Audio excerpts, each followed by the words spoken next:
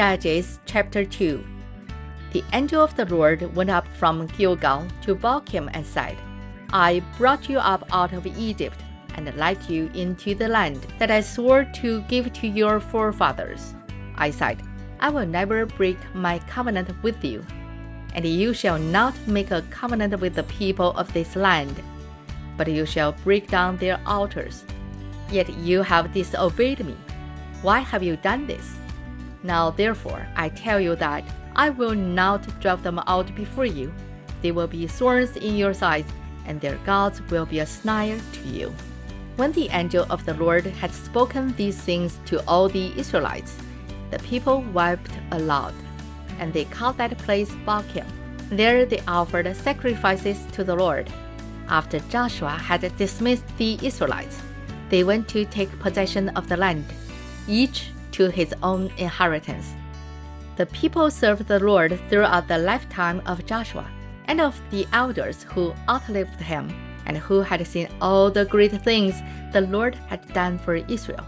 Joshua, son of Nun, the servant of the Lord, died at the age of 110, and they buried him in the land of his inheritance, at Timnah, here's in the hill country of Ephraim, north of the Mount Gaash.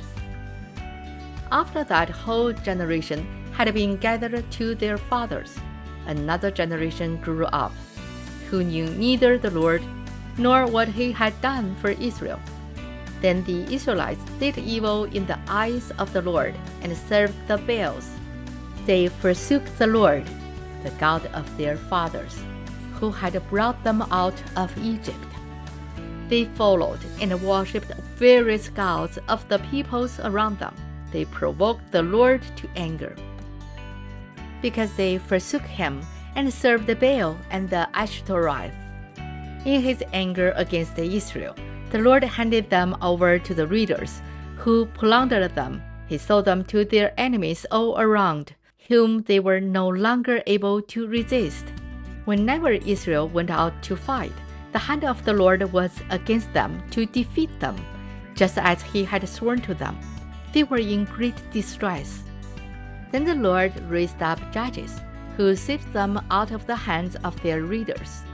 Yet they would not listen to their judges, but prostituted themselves to other gods and worshipped them. Unlike their fathers, they quickly turned from the way in which their fathers had walked, the way of obedience to the Lord's commands. Whenever the Lord raised up a judge for them, he was with the judge and saved them out of the hands of their enemies, as long as the judge lived. For the Lord had compassion on them as they groaned, and those who oppressed and afflicted them.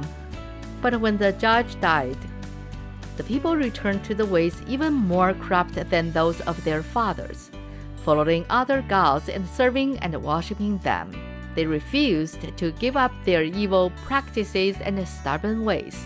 Therefore, the Lord was very angry with Israel and said, Because this nation has violated the covenant that I laid down for their forefathers, and has not listened to me, I will no longer drive out before them any of the nations Joshua left when he died. I will use them to test Israel, and see whether they will keep the way of the Lord and walk in it as their forefathers did. The Lord had allowed those nations to remain. He did not drive them out at once by giving them into the hands of Joshua. This is the end of Judges chapter 2. 神的话语要昼夜思想，与恩读经频道期望与您在读经的路上相伴左右。今天我们就到这里了，期待下次的相见，拜拜。